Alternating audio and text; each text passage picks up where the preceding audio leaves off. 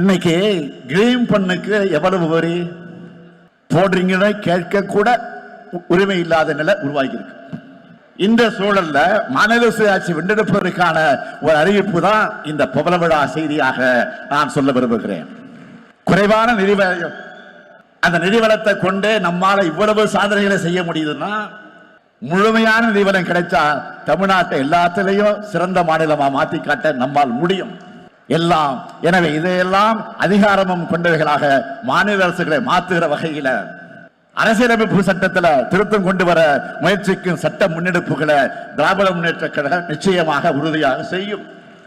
இந்தியாவில மாநில உரிமைகளுக்காக மாநில சுயாட்சி கொள்கைக்காக தொடர்ந்து குரல் கொடுத்து ஒரே இயக்கம் நம்முடைய திராவிட முன்னேற்ற கழகம் மட்டும்தான்.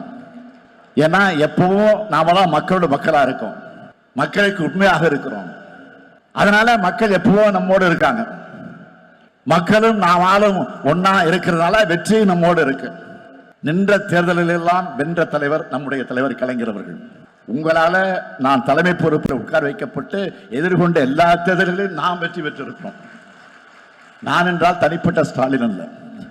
ஸ்டாலின் என்ற ஒற்றை பேருக்குள்ள கோடிக்கணக்கான உடன்பரப்புகளோட உழைப்பும் ஆற்றலும் அடங்கியிருக்கு.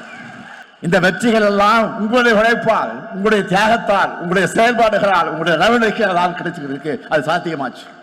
இதுவரை நடந்த தேர்தல்கள் போலவே அடுத்தடுத்து வரப்போற தேர்தலை நாம தான் வெற்றி பெற போறோம். இதுல யாருக்கு சந்தேகம் இல்லை. நான் ஏதோ ஆணவத்தில் சொல்றேன்னு நினைச்சுக்காதீங்க. உங்க மேல இருக்கக்கூடிய நம்பிக்கையில தான் சொல்றேன்.